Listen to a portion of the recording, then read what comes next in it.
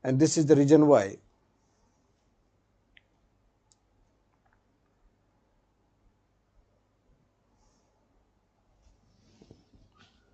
So Salsette and Bassein.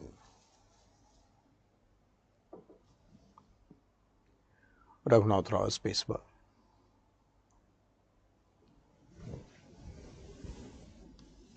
But 1773 Regulating Act was passed. As per the Regulating Act, any treaty with any Indian state, that is subjected to the approval by the Governor General Warren Hastings. So this treaty was presented to Warren Hastings. Warren Hastings was the most corrupt person on earth. Very corrupt person. So he got to know that this treaty had concluded without any advantage to him. So Warren Hastings immediately rejected the treaty. And then he sent Colonel Upton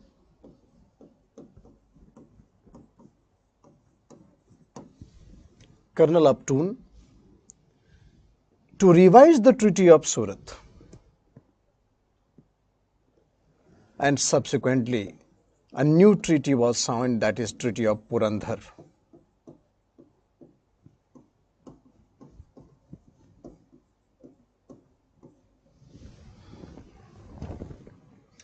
Subsequently, new treaty was signed, that is Treaty of Purandhar.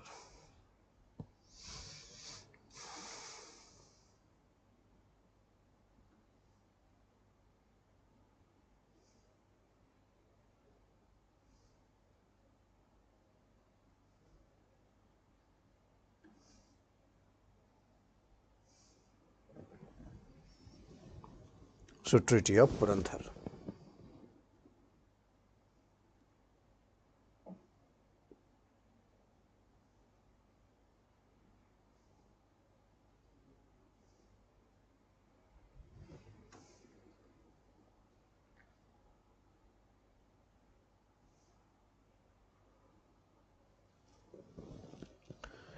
In Treaty of Purandhar, English gave up the cause of Raghunath Rao. So English gave up the cause of Raghunath Rao. Means whether Raghunath Rao become Peshwa or not, their headache. So English gave up the cause of Raghunath Rao. English soldiers was immediately recalled. But English control over the Salsette and Bassein was confirmed. English control over Salsette and Bassein was confirmed. So only third point is okay, rest we don't have anything to do. So Treaty of Purandhar, English control over Salsette and Bassein was confirmed.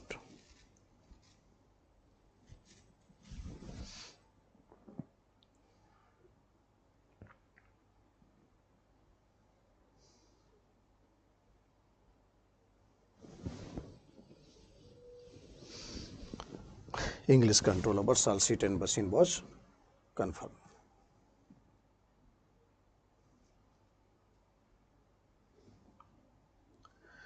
So this resulted in First Anglo-Maratha War.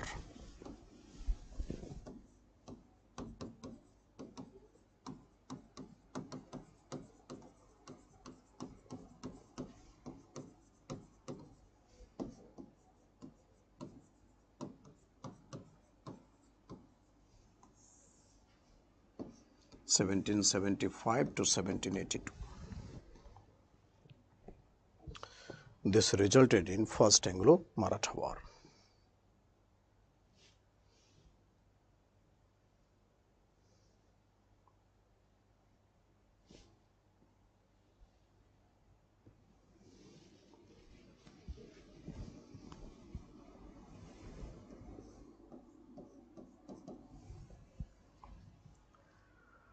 Meanwhile, in Maratha,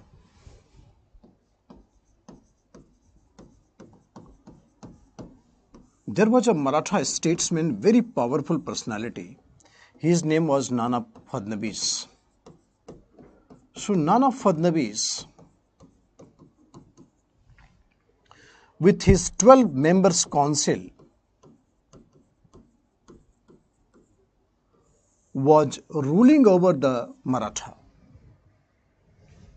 The Peshwa was a baby boy, only few months old. Sabai Madhavrao.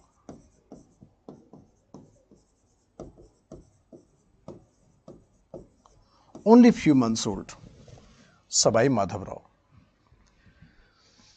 So Nana Fadnavis was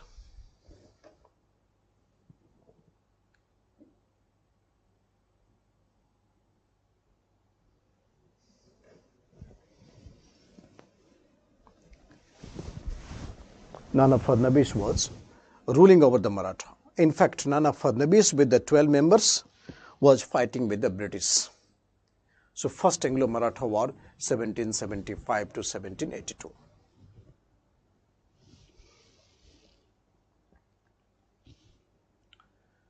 So long war. Actually, English was fighting at many fronts. English was fighting with the Mysore also, parallel. We will see Anglo-Mysore War. So there was a parallel war going on in Mysore also. Parallel Anglo-Mysore War is there.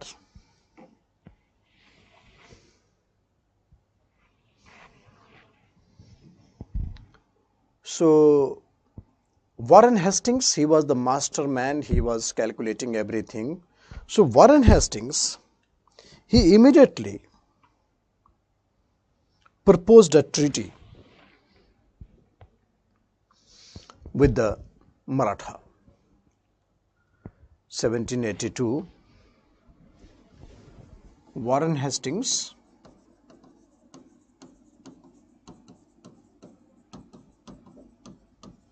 with the help of Mahaji Sindhia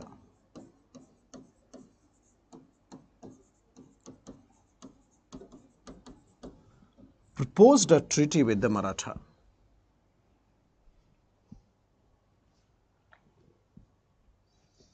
Proposed treaty with Maratha.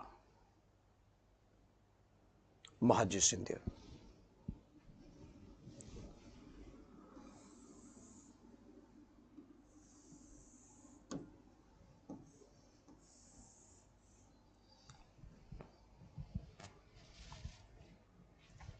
So Mahaji Sindhia proposed the treaty with the Maratha. So Treaty of Salbai was concluded.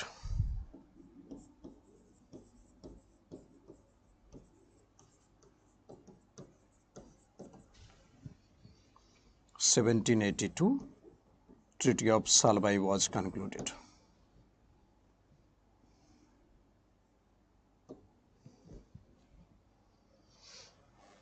(1782).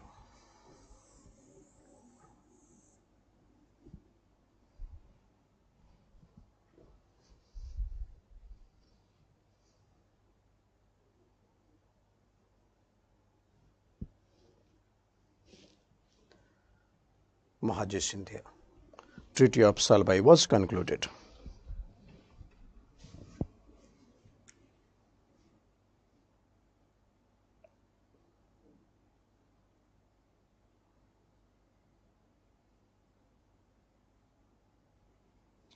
So with this treaty, Anglo-Maratha War had ended. After this treaty, there was a 20 years long peace with the Maratha. 20 years long. There is no war between the two, and there was 20 years long peace with the Maratha.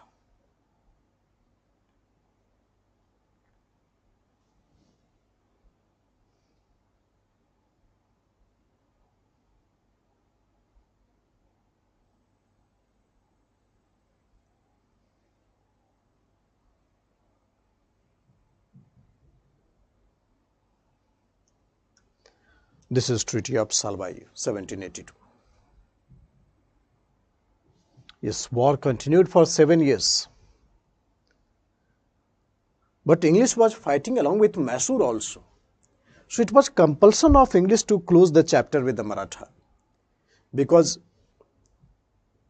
the Marathas' power was diverted to other areas as well.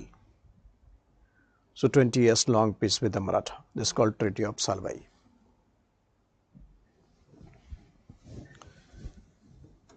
Treaty of Salwai. In fact, English wanted that after this treaty, English wanted to surround Maratha from all direction. English wanted to surround Maratha from all direction.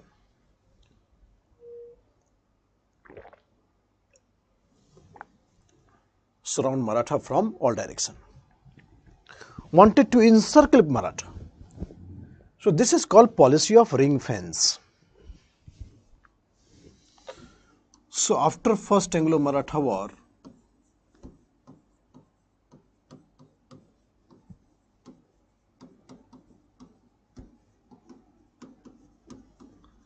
English followed the policy of ring fence, that is creating the buffer state and surrounding the Maratha.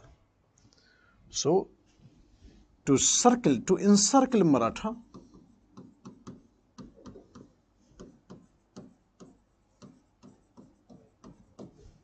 from all directions.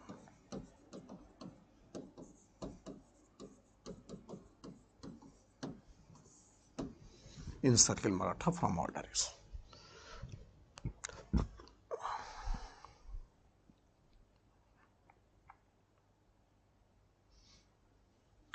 To encircle Maratha from all directions.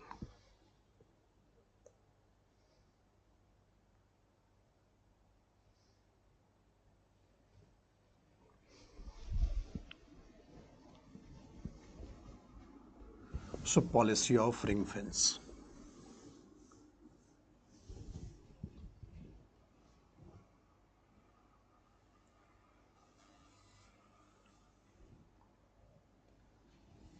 So after the first Anglo-Maratha war, there is a 20 years long peace, the Treaty of Salwai, and English followed the principle, policy of ring fence, to encircle Maratha for all direction by capturing some of the states.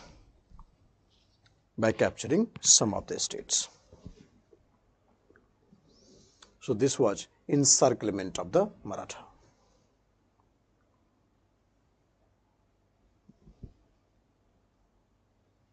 Policy of ring fence.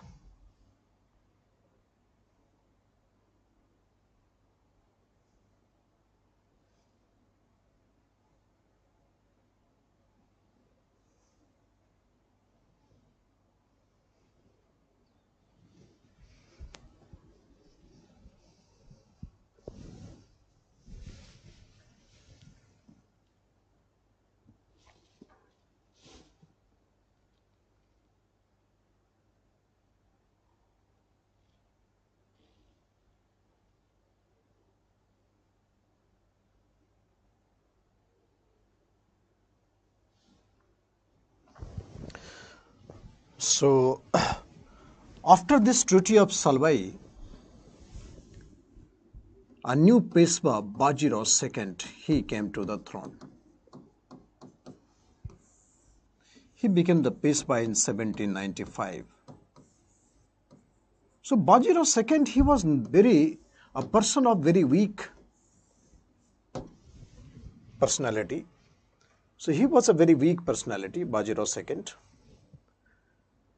So he had some identity crisis. So nobody recognized him as a Peshwa. Bajirao II, nobody recognized him as a Peshwa. So he started playing one Maratha Sardar against another. That is Holkar with Scindia, Gaikwad with others. So he started playing one Maratha Sardar against another.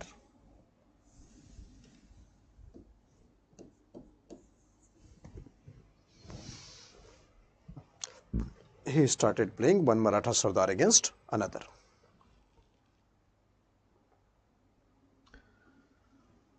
So he was involved in internal conflict of the Maratha.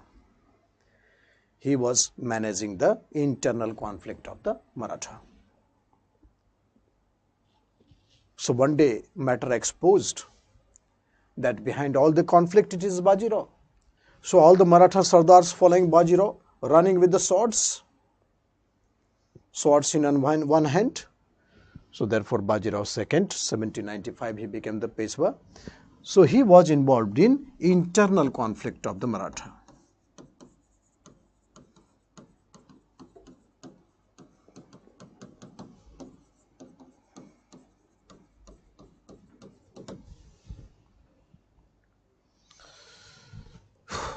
Internal conflict of Maratha. He was playing one Maratha Sardar against another.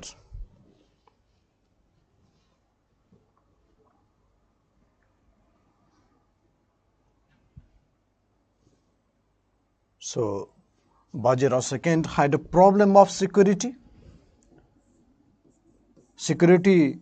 from his own people. So Bajirao II, he concluded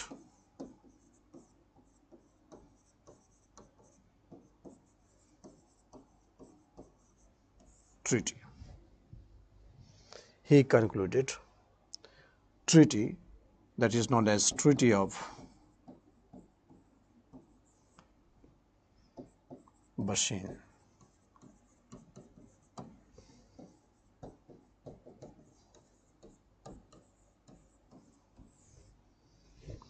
December 31st, 1802. Treaty of Bassein.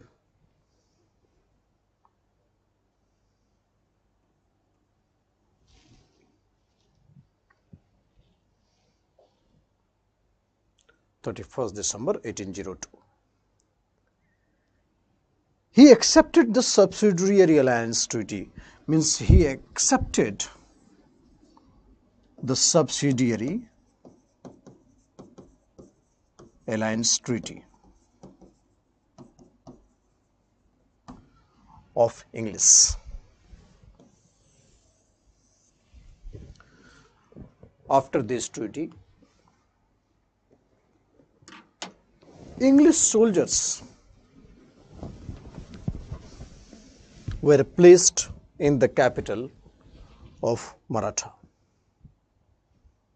English soldiers was placed in the capital of Maratha.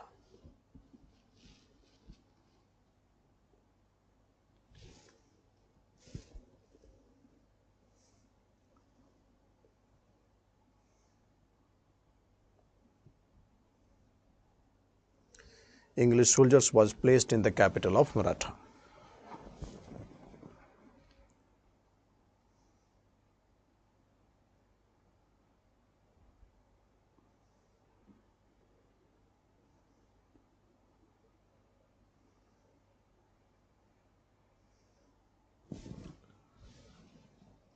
So, indirectly controlling all the decisions of the Maratha. English soldiers was placed in the capital of Maratha. So, indirectly controlling all the decisions of the Maratha. So, by this treaty, directly or indirectly, the Empire of India was handed over in the hands of the English. Empire of India or Empire of Maratha, because Maratha was the strongest successor of Mughal. So directly or indirectly, the Empire of India was handed over in the hands of the English. This is the ultimate reality of the Treaty of Bassein, which is a subsidiary alliance treaty. After this treaty, English soldiers will be placed in the capital of Maratha. So indirectly controlling the entire decision making of the Maratha. So directly or indirectly, the Empire of India was handed over in the hands of English. Empire of India was handed over in the hands of English. Because Maratha was the strongest successor of Mughal considered.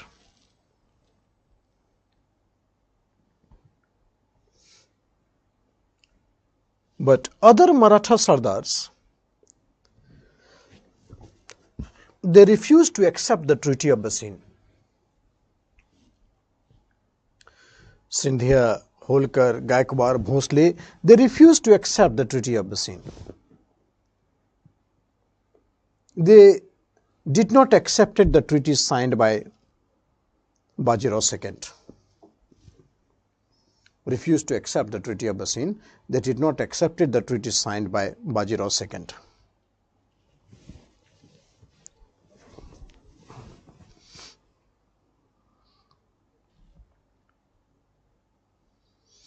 So, treaty by direct and indirect impact handed over Empire of India in the hands of the British.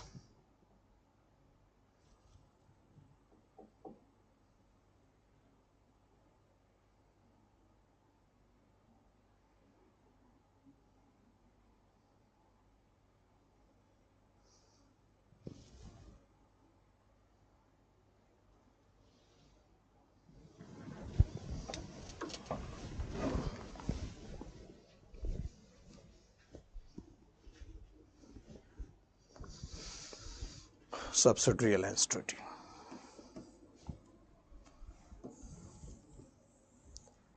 Treaty of Bassein. Treaty by its direct and indirect effect had handed over Empire of India. So other Maratha Sardars refused to accept the Treaty of Bassein, and thereafter the second Anglo-Maratha war had started.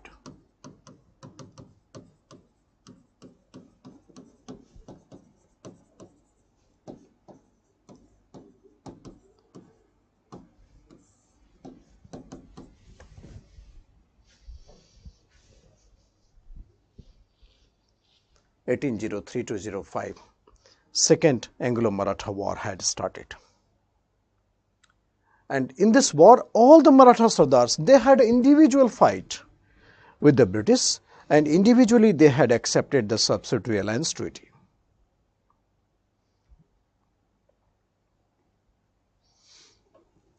So we will discuss from here. Now let me see what actually the long questions you have asked. Sir, in the maps of India drawn by you in the various aspects interesting in terms of answering a question, if it is possible, please draw a bigger one than we can refer in the locating ancient Indian sites or the location of the factories set up by ISC at the different end of the session. Okay, we will see Subhashri, we will see that. Last we will summarize all the maps on the board. English, French. Sir, it is necessary to add Lord before the name of the Governor General and Sir before the various CIC. Sir, actually Sir was the title given by Queen. Even Sir was the title of Rabindranath Tagore. Sir was the title of Sir Syed Ahmad Khan. So it's a slavery, definitely. Slave I remain, that is Sir. And Lord, actually this is not Lord that you understand about, that is the form of the God. Lord means those members coming as a Governor General, they became the member of the upper house of Parliament, and the upper house of Parliament is called House of Lords. So Lords was actually the landlords.